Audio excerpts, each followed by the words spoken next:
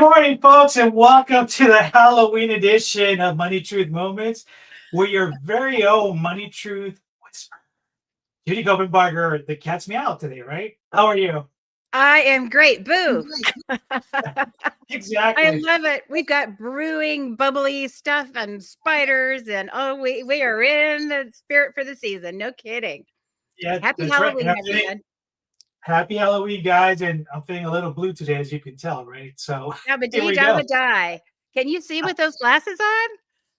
I was actually going to just take them off because I am blind with those on. So, I need some oh, cat ones, don't I? Some cat shaped yes, glasses. you do. Very This is going fun. to be a great show. Folks, thanks for joining us this morning. If you're here for the first time, this is a very special episode. So we hope you guys enjoy it. Please make sure you share the stream. And if you're not following Judy, please do so at judycopenbarger.today. So today, it is a very special show, and we are calling it Trick or Trap, How Halloween Spending Haunts Your, today we get to use the word budget. So what do you say we get started on this fun episode, Judy? Let's start this scary show right away. Let's go. Let's go. Let's go. I'm Awesome. ready. All right, so let's start off by I'm going to ask you, why is Halloween such like a sneaky time for budget blowouts, right? Oh, we just get into the spirit. Look at us, right? How often do I put whiskers on? Like once a year, maybe, right? Well, maybe twice, once a year. But yeah, you get into the spirit of things. Everybody's celebrating. Everybody's, got events and parties and haunted houses and, those special trick or treat things they have for the little kids and the harvest parties. There's so many ways to get into the spirit, and it's easy to get distracted. And so when you get distracted and you're not focused on your normal, what we spend on this, what we spend on that, where we go, our schedule and everything, is kind of abnormal. Holidays do that. It can really sneak up on you. So, and that's the other thing too. So, in during the Halloween time, what are the most common ways people I think overspend during the spooky season? Well, obviously, the fun food for the parties and the fun food for the, the cupcakes and the candy corn and all that stuff. The candy, right? Candy is not cheap. Candy is, I can't believe how much candy has gotten, but Yes. it just kind of happens. But the things that the costumes and the extra things that you do, decorations. I was at Home Depot last week and I could not believe the huge decorations and the variety. It was like half of the front of the store was full of these giant, 20-foot tall things. And then they have all the blow up things and all the tombstones, all the things you put in your yard. And driving around, you see people do that. So, boy, you can spend a lot of money on that for, it's not just a day, but it's a season, maybe 2 or 3 weeks. I guess they start when school starts, the Halloween stuff's already out. But yeah, it would be easy to overspend on all of that stuff, decorations, costumes, all of that. It's funny, you brought up candy. It's amazing, like at least like the last 10 years, right? How much has gone up for like little bags of candy. So you can't even get, I remember you used to be able to get these massive big bags, Mhm. that were doable. Even Costco, for example, that where you normally would get your candy, everything's just gone so way up. It's Mhm. crazy, Yep. so The kids are going to do well this year. yes, they are for They're sure. going to come home with hundreds of dollars of candy. For sure, right? So tell us, how can someone? So you're in the middle of this, right? You're trying to do costumes. You go out, you spend this, you spend that. You look at the candy. You're planning for food, but how can we recognize when these fun purchases are starting to haunt our spending plan or our budget? Well, that's the thing. You said spending plan slash budget. If you don't have one, what's it going to be? $10, $100, $1,000, $5,000? What's it going to be, right? If you don't have a plan, and when you've overdone it, you have that feeling, or you go, honey, what's this charge on the credit card, right? Yeah, our Amazon bill is way higher than it normally is. What is that? And I think most people, when oh, I probably shouldn't, but I'm going to do it anyway. And if that happens 3 or 4 times within a couple of days or every day, you can follow your gut, even if you don't have a very strict spending plan and know how much you're going to spend on these special things, you kind of know. And if not, the evidence is there on the credit card when the bill comes.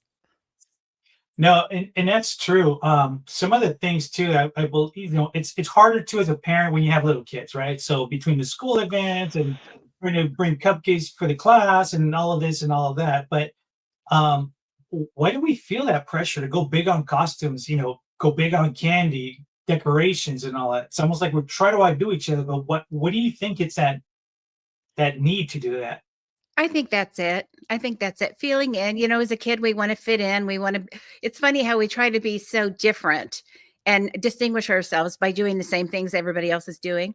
And some adults have that too. You look to the left and you see what they got in their yard, and you look to the right and you see what they've got in their yard. And it's like, I don't want to be that house, that doesn't have any spirit. So I guess I better do something, or I better put up spider webs or lights or whatever it is. So there's always that peer pressure. I think you have to choose when the peer pressure matters, if ever, right? And we didn't have Yeah, a lot of that with our kids. They would be like, "Well, that's silly." What the other kids are doing, that's silly. And it's like, yeah, that is kind of silly. Because why are you doing it? It's not for you or for your family. It's for, the appearance. And so I think an approach where you just get the confidence to go, you know what? I don't need to do that. I don't need to have that. My kids don't need to have that. We are doing just fine. And if you explain to them, we're going to save $300 on that decoration, and we're going to do something really fun. We're going to have a beach day and go have a picnic or a barbecue at the beach with that money and have family time rather than put something in the yard that now we got to figure out where to store after the holidays are over, right? Or the wind blows it away. So yeah. it's just making choices like that and intentionally involving your kids in it too, because they feel it, they feel it. So putting limitations on those things so it doesn't become a financial burden, to be celebratory, it's possible. I remember when life was very simple, and actually growing up too, with my parents working really hard, we always struggled, growing up too. But I remember something as simple as those. Do you remember those rubber band masks that you would just put on Oh, with the yeah. eyes? That Yep. something Yep. as simple as that, right? Now everything is so complicated, right? Yeah. Everything is just so expensive for even kids to want to go buy stuff as well. Yep. And we made a lot of our costumes, and our kids had all homemade costumes. I don't know if they've bought one to date. We always made them. And you can go to the thrift store, and even if you need fabric to make something, go to the thrift store and buy a tablecloth or buy some, some big large clothes and sew, the small ones or whatever it is. So many things you can do without spending a lot of money or spending any money.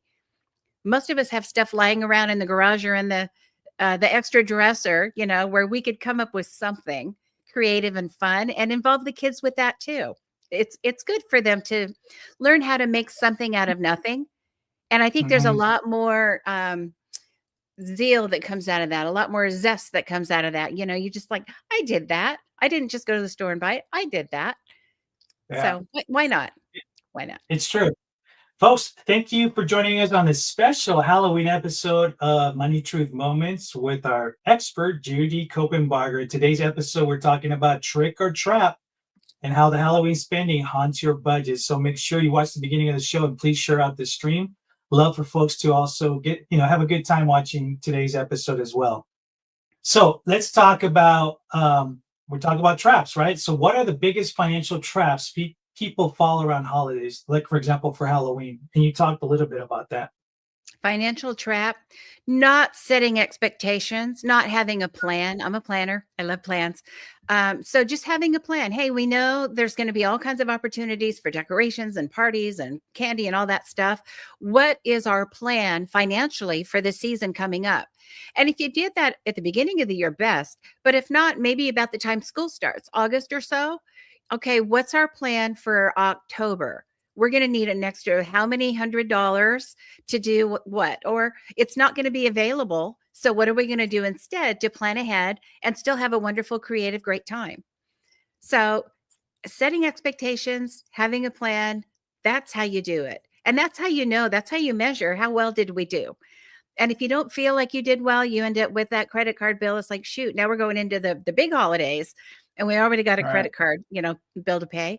Then you just do more, better, different next year. It's not that scary. See Or what I did spooky, there? right? So, you know, let's talk. because in families, obviously, there's all kinds of age groups. You have the little ones, you have somewhere in the middle there, and you have the adults as well. But how do we all come together as a family and create these spending limits, right? That everyone can agree on, because it's not always easy, you know. Well, I think you need to have honest, candid conversations with your kids. We are not made from money. We don't have manna from fall from heaven every Saturday night. We don't have money just show up. Mom and dad have to go do something. We have to trade our time. We have to sell something. We have to do whatever we do to get money to bring into the household. It's not an endless supply. Now, if you're in a family where it is endless, God bless you. We should probably talk about managing that. But most of us don't have that. We have a certain living standard that we need to abide by for it to be sustainable and even preparing for the future, right? So I think involving our kids in those, it's not limiting conversations, it's structuring conversations. Here's what we're going to structure for this holiday. Here's what we're going to have for back to school clothes. Here's what we're going to have for, our vacation next summer, the summer camps and things like that. We're going to plan for that together. What are our priorities? What are your priorities, Johnny and Susie, right? Here are our priorities. Here's what we have to work with. Let's manage that. Let's structure that together and involve them in that. That will give them such great foundation and great skills for when they get bigger and they have a budget they need to work with. I stutter on the word budget, a spending plan, right? So they're going to have to manage that one day. Why not give them skills where they know they're saving every time money comes in? They're saving some for now, some for soon, and some for later. And there's a limit to that. And how do we want to adjust that for sustainability? They can learn a lot from us if we involve them. Absolutely. And you know what? I'm going to keep going with also maybe deep dive a little bit more and for you to emphasize just how important planning is to avoid these last minute expensive decisions. But I don't know how to say it. Just do it. Nike, right? Just do it. Yeah. It's just you come out the other side. If you've had planning, even if you don't succeed 100%, and you had a plan to spend, let's say it's Christmas, right? We're going to spend $2,000, and we spent $3,000. If you didn't have a $2,000 plan, could it have been five? Maybe. Then we're really in trouble. So, okay, Mhm. what could we do to pare down a little bit more? What can we do better next year? Either save earlier so that number is bigger, or be a little more creative and come down under that number. So we don't end up with those nasty credit cards, after the holiday. So we don't want to end up with November credit card bills from October that are already, barely payable, and then go into all the other holidays that are coming up this year. We don't want to do that. So always look at ways to do more, better, different. Pare it down, plan ahead. The longer you plan ahead, if you have 2 months to plan or 12 months to plan, I always vote for 12 months, because you have a couple of months to miss. If something comes up, you get a flat tire, you got to get new tires, right? So you have room to miss, and you have more runway to have enough money, save less each month, and then you have enough for next year. You could start now saving a little bit every month for next Halloween. If this is your game, right? This is your jam. You love Halloween, and I've got people, this is their favorite holiday. It's not mine. Scary spiders is not. I've got enough in my orchard. I don't need more spiders.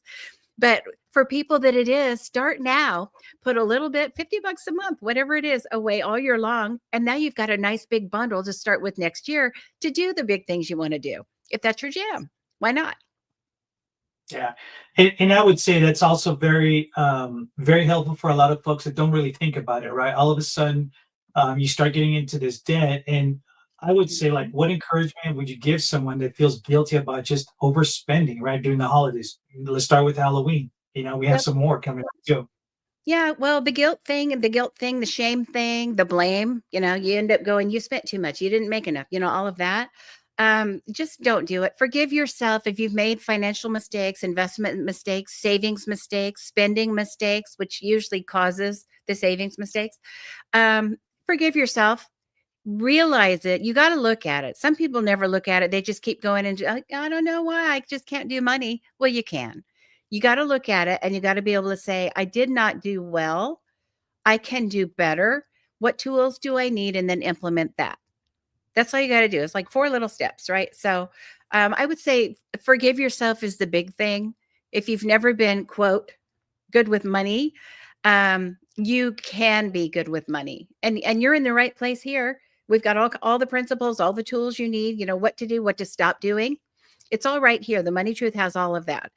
So, no excuses for not knowing. Get your head out of the sand, and when you know better, you can do better. Absolutely, folks. And if you're just joining us, please watch the beginning of the show. We're covering a lot of great things related. It's a fun episode of Halloween, but there is a lot of truth. There's a lot of moments related to money that can help you not only now, but also in the upcoming holidays as well, too. And as we're getting, you guys know already that as we're getting close to the end of the show, you know what time it is, right?